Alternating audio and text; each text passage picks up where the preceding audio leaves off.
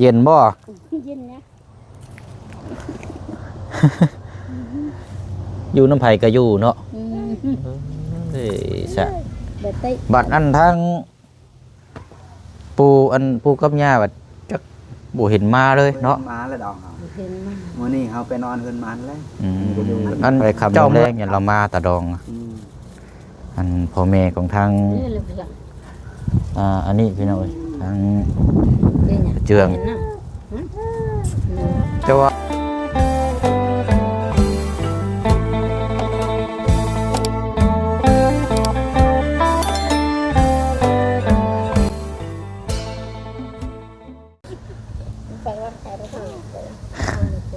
วันนี้เนาะแต่ละคู่แต่ละคนบรรยากาศมันบัดหนาวแน่เนาะใส่เสื้อแขนยาวมานำเลยเด้อเดี๋ยวบ่สบายกันเนาะทางน้องๆหนูๆพุ่นเนาะเอ้ยพลักเฮ็ดหยังอ่ะนะได้หยังกินอ่ะนะ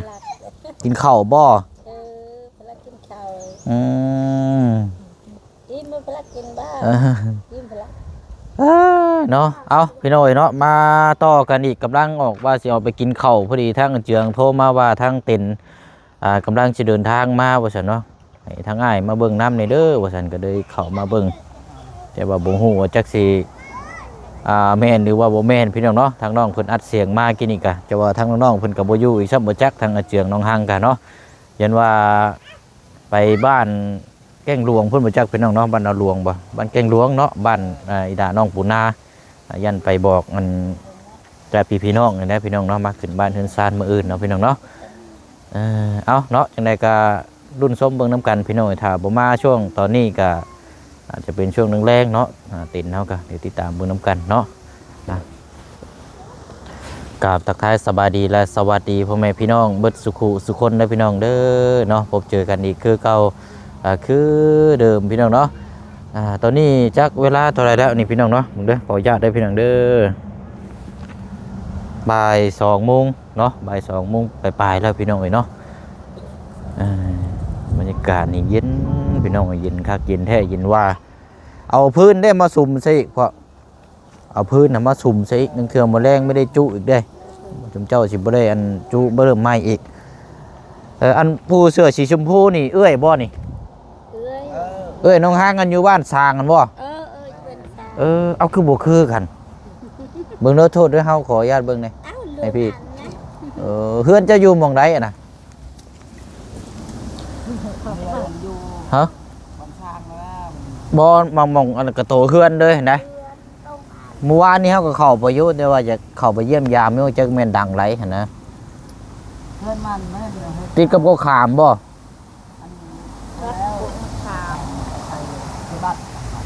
ติดเพบัตปะอากินนั่นใส่แซงกินนั่นใส่แซงลมแล้วดักกันแล้วกับอันนั้นดอกเฮาแบบใดก็คือหังนี่ลมปะแล้วอาเพิ่นมันแม่กับพ่อเอาเฮือนต่างเอาเฮือนต่างกันเอาเฮือนต่างก็อยากไปเบิ่งอยู่นะว่าเฮือนซ่านดังไรแต่ว่าบ่เห็นชื่อนั่นก็เจ้าน่ะชื่อนางรังชื่อบรังตำลังหังตำลังแต่ว่าอยากคืออยากเจ้าอายเห็นบ่อายบ่ไปอยู่กับน้องเจ้าเลยแบบนี้อยู่กับน้องเชียงเด้อน้องเชียงก็อายโอ้ยอกเอานั่งเอาเจืองไปใช้เกาะไปบอกอันนั้นยาปูยามันปูยามาปูไปบอกพ่อสู้นะพ่อสู้บ้านแกงหลวงนะซื้อแก้วอันนั้นอันอยู่บ้านน้องปูนานบ่ปูนาโอ้ยยินน้องเพิ่นเว้าอยู่ซะเนาะยาปูนาพอปูนามันไปบอกนี่ให้มันมาไก่ยาปอมันซอยกันเพราะว่านั่นก็เป็นพี่น้องกันได้เนาะ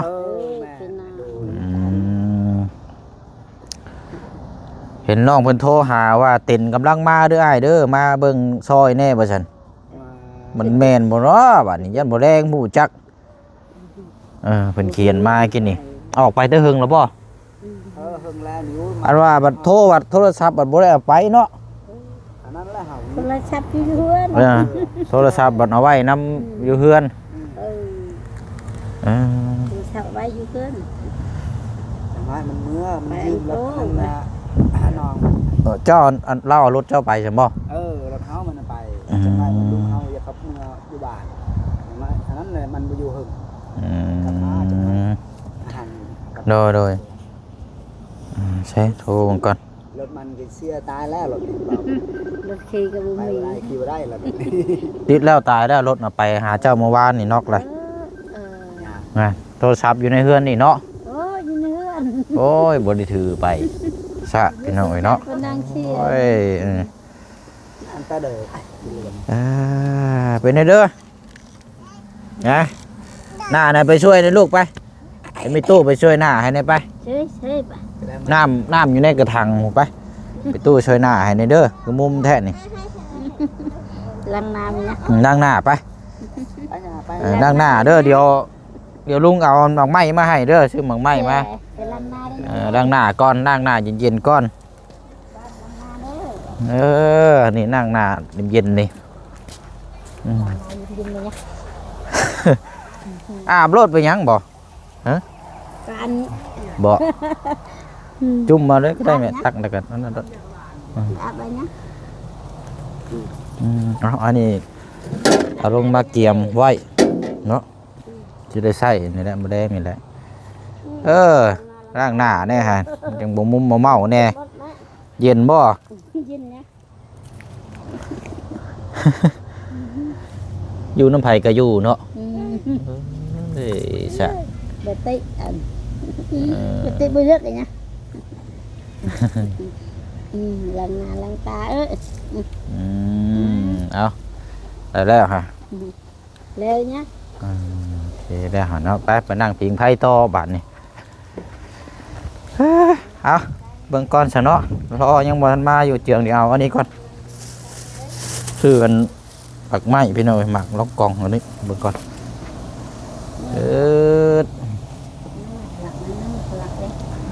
โจมเตียงเอาไปนั่งอยู่พุ่นไปยังพอนี่ตัวนี้จุมเจ้าสิได้นั่งยันว่าพากันนั่งพิงไพ่เนี่ยสิดอกพากันโจมเอาไปนั่งพลดนี่มันโจมง่ายยี่ดอก นั่งที่เที่ยงเยอะ อันผู้น้อยนี่ได้สาดุไพ่สาผู้นี่นะ นี่ว่าอันนี้ลานลูกผู้ชาย หลานลูกชาย ลานลูกชาย อ๋อพ่อเราบ่ได้มาบ่ พอกับมาอย่าง มัน เมื่ ไป อ ส่ แล้ว งฮอดนี่แหละมันเมื่อกับ เอามาส่งแล้วก็กลับเนาะ มันอันนั้นผู้อยู่เฮือนนะ ผู้อยู่เฮือนพุ่นบ่มีพายุน้ำเนาะ เอาสิไปหมดพ่อกับแม่ไปหมด ดูนำมึงอย่างนั้นดูคนนึง นี่รักจบ เอาอันน่ะหมักไม้พอเด้อนี่แหละลองแกะให้ลูกให้หลานชิมเบิ่งพอได้อันนี้แหละเนาะวัดเป็นไอหมักลำไยครับคือว่ามาแต่เช้าเลยชมเจ้ากันเนาะนี่แหละเนาะมาเบิ่งว่าทางน้องๆเพิ่นก็ยังบ่ทันได้จักเพิ่นสิว่าก็ยังเด็กน้อยขึ้นเฮือนใหม่เนาะถ้าเว้าตรงๆก็มันยังบ่มีผู้ใหญ่เบิ่งแยงบัดอันทางปู่กับย่าบัดจักบ่เห็นมาเลยเนาะ มาแล้วดอก เห็นมั้ย มื้อนี้เฮาไปนอนเฮือนมันเลย อันเจ้าเมื่อแล้วบ่หาแต่เฮือนมาเราอยู่เฮือนอยู่บ่ตะลองเจ้า เฮามานี่บ่ แม่ บ่เห็น บ่มีไผอยู่เฮือนเลยบ่ บ่เห็นแต่เฮาไปอยู่เฮือนลูกเฮานี่แหละ อันว่าเห็นเขาก็อยู่ว่าวพื้นแทนอันนั้นลมดีมนประมันบ่เห็นมีแต่เฮือน อันทั้งผู้หญิงกับบ่อยู่เลยเนาะในดองกะไปบ่มีไผอยู่เฮือนเลยบ่ มี โอ้ไปเบียกบ่เลยนี่เนาะ กะตาดำมันเบี้ย อันนี้ก็ เมื่อแต่ป่าแต่สวนก่อน ยันชนยันตอนแดงๆพอแล้วเนาะ เอาไปนอนเฮือนมัน ไปคำลงแรงยันเรามาตะดองอันพ่อแม่ของทาง นี่เลยพี่ละ อันนี้พี่น้อยทาง นี่เนี่ย เจือง ห็นนะ แต่ว่าตั้งแต่เฮ็ดเฮือนก็ พ่อแม่ก็บ่ได้มาเจาะเบิ่งได้ตั้งแต่อันนี้อยู่ใกล้อยู่ สองสามแต่บางอย่างมันสองสามเทื่ออันนี้ แม่ทำเพิ่นได้มาเลย เว้าถึงเนี่ยเราอยู่ใกล้อยู่แต่ว่าเฮ็ดเฮือนนี่เราบ่ได้ค่อยมาได้ จากอะไรบ่เห็น บ่ค่อยมาชุมเฮานี่มานี่บ่ได้เห็นได้ แต่เฮามาฮอดนี่ก็แม่นตัวเว้าแล้ว แต่ว่ามือตั้งเสานั่นเรามาเบิ่งอยู่พอแล้วนั่นแต่ว่าผู้แม่นั่นบ่เห็นเลยผู้นั้นน่ะ อ้าว บ่เห็นบ่ได้มา จาก เล เขาแล้ว ย มืออื่นก็จักนี่แหละแต่ว่าหักบอกเอาหั้นแหล้วเนาะมาขึ้นเฮือนชานำลูกนำเต้าหั้นแหละ มันเผ็ดในใจ เจ้าเอ้ยพร้อมกัน มันเผ็ดในใจอันซ้อนแหละลูกเป็นมีเฮือนมีซานแต่ว่าโตมันหาย ได้หยังว่ากัดยาแล้วมันผ่านไปเด้เด้ มันสิอายลูกเฮาก็ยังบ่ฮู้นี่ล่ะ อืม จากมันไม่ได้มา มันสิอายเจ็บข้างในใจในมัน ยังว่าฮอดบ่มาเลย เออตามมันแล้วบางเผ็ดเอ้ยเตือนน้ำ บ่เป็นหยังทั้งเทื่อกัดตอนแรงมาเนาะจังแวะไปดินน้ำเล้าเนาะ เอาเบิ่ง เรามา กระดองไม่ลองกัน ส่วนนั้นนะ อืมแกะกินไหมลูกให้ประตูน่ะแกะให้อะแกะให้หลานอยู่ฮะเพราะนี่มากตัวนี้นี่ เอานันจ้า เอาแกะให้เราอยู่แกะให้เรา จ้าไง อืม กินวะ กินเบิ่งบ่ได้สมอะไรหรอกมันหมักล่องกองบาทนี่ดอก ชัดเลย ไข่เป็นเช่อ นั่นเฉาเรื่องนี้ได้ปลายให้เจ้า นั่นไง เอาลองชิมเบิ่ง อืม เบิ่งอ่ะ เคยกินอยู่บ่เคยจ่าอยู่บ่ แต่มาก ฮะ แซ่บนะ อันทางแม่บัดอันเจ้าบัดคือกันก็ไม่ตู้เนาะตู้น้องปูนาเนาะเจ้าเป็นลูกเราบ่ น้อง เป็นน้องบ่ เป็นน้อง คล้ายกันเนาะ น้อง เออ น้องปูนา น้องปูนาแม่แหละ เออน้องอันว่าเป็นเอื้อยบ่ ของน้อง อันนี้อันนั้นนั่นแหละเป็นเอื้อยอันนี้เป็นน้อง เอออันเป็นของ ญาปูนากี่น้องเอ้ยเฮานี่นะ เจ้าน่ะเป็นน้องเนาะ เป็นน้อง จังคายกันเนาะเออ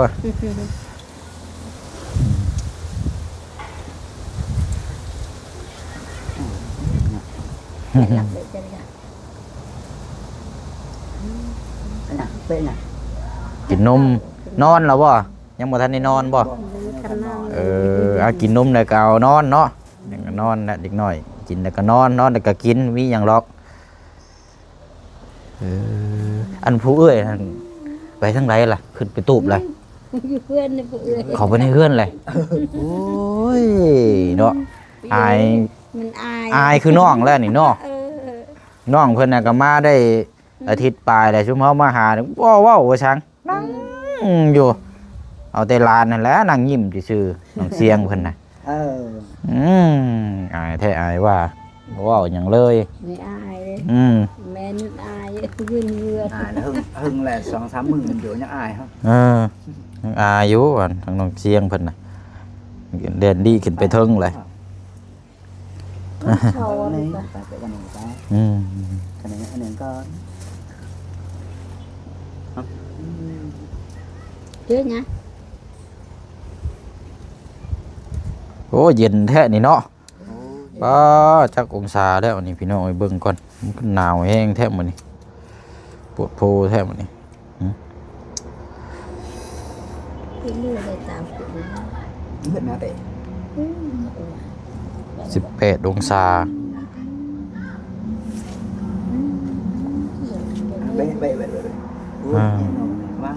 เด้อยากนอนได้ฮะเนาะเอ้า ห้องพี่จุ๊ ปลาหลักขยันมัน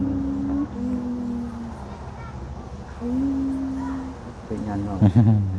เด้นอนเนี่ยเอาลองดูหั่นนะเนาะแล้วก็นอนดอกเด็กน้อยเนาะมีดอกอันชุมเจ้าเลยจะพากันกินข้าวแล้วบ่ กินแล้ว ได้ยังอันพากันกินข้าวน้ำ กินอัน แกงแล้วมันกินอันนั้นนะซื้อเพีย ข้าวปุ้น ข้าวปุ้น เออ โอ้ไผซื้อมานะไผซื้อข้าวปุ้นมา ก็ซื้ออันนั้นลูกมันแหละ อ๋อ ลูกเคยอัน ลูกเคยบ่ เออ โอ้ลูกเคยเนาะดูแลพ่อเฒ่าดีแท้นี่เนาะซื้อข้าวปุ้นไว้ให้เด้อดี แม่กินข้าวปุ้น เอา เอาเบิ่งแล้วนี่เต็นเท่านี้ย่านบ่ทันมาดอกย่านช่วงตอนแรงวุดเบิ่งนี่ จักในใดมันก็ไปขอ เดี๋ยวช่วงตอนแรงพุ่นแหละพี่น้องเบิ่งครั้งแล้วนี่เพราะว่าหมูได้ทามจักไดจักบ่ได้ แต่ว่ามันฮอดนี่เนาะยืมรถไปจังไหนกับเมืองนะนอนก่อนเนาะเดี๋ยวจังรอจังน้อยอากาศกันหนาวครับเต็นท์ก็สิได้กลางอยู่นี่แหละกำลังว่าสิออกไปกินข้าวพี่น้องเจียงบอกว่าอ้ายมาเด้อมาเบิ่งซอยเฮาแน่บ่ซั่นเต็นท์ไปบอกแล้วเจ้าเชิญกำลังมาบ่ซั่นเอ้าบัดมาดอกบ่เห็นเต็นท์คนก็บ่เห็นน้ำบาดนี่เฮ็ดแล้วเจียงนี่เนาะเอาเนาะกะพูดคุยน้ำกันเนาะคร่าวๆเด้อพี่น้องเด้อเนาะเงินยินทางบ่บุญบ้านป่าเนาะที่ว่าเรื่องว่าจะขยายที่ดินตัวนี้ทางพ่อเพิ่นบ่ขายแล้วเนาะก็เลยเงินทางผู้ใหญ่เนี่ยเพิ่นว่าเปิดสมทบซื้อรถจักรให้ทางน้องอาเจืองว่าซั่นพี่น้องเนาะอันนี้ก็นำพังนำกันคร่าวๆก่อนเนาะเดี๋ยวพบเจอทางบ่บุญบ้านป่าแล้วก็จังถามน้องกันพี่น้องเนาะเนาะก็เนาะมาปิงยืนใกล้กองไผ่เนี่ยพอได้อุ่นเนี่ยเนาะยินแท้ยินว่าพี่น้องเนาะนั่นผู้เอ้ยนั่นได้ลูกน้ำกัน2 คนบ่โอ้ยลมพี่น้องเนาะลมแท้นี่เนาะ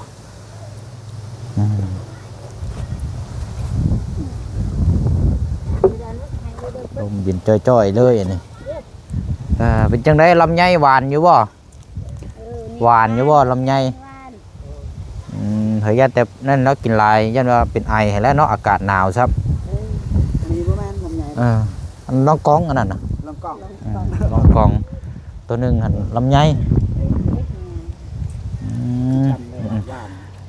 เนาะเอาเสียเดียวเฮาเข้ามาใหม่เด้อที่แรกว่าเขามารถนี่แหละพี่น้อยทั้งเจียงเช็ดมาบอกกับพ่อเขามาบัดมารถเต็นก็บ่เห็นคนก็บ่เห็นโอ้ยเนาะแล้วค่อยกำลังว่าสินั่งกินข้าวเพราะว่ากำลังมอบเครื่องของอันขึ้นเฮือนชานแล้วนะพี่น้องว่าจะไปกินข้าวน้องเพิ่นว่ามาเด้อว่าซั่น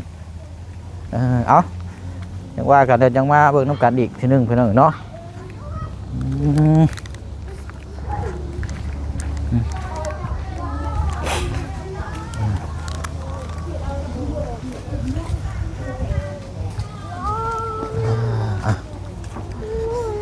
ทางน้องสอนกับบอยู่ครับต้มยังน้ำในตู้ต้มเด้อฮะต้มหน่อไม้อีกเลยหน่อไม้ไปหานะนางผู้นั้นบ่เมื่อวานนี้ตำข้าวมื้อนี้หาหน่อไม้เนาะแล้วตำข้าวสิไปหาลูกไม้นี่แต่เลิกกินละวิหารกินเนี่ยกินไม้ชักนี่ได้ใช้ได้ยังกินนี่แจ่วมะขาม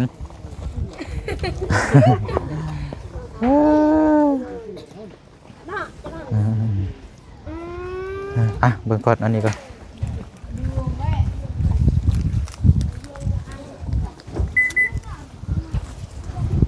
นั่นก็ใส่น้ำนั่นพี่น้อยเบิ่งก่อนเอามานี่ให้ทางน้องเบิ่งก่อนโอ้เอาลำไยเวอร์เล็กน้อยกันนะพี่น้องเบิ่ง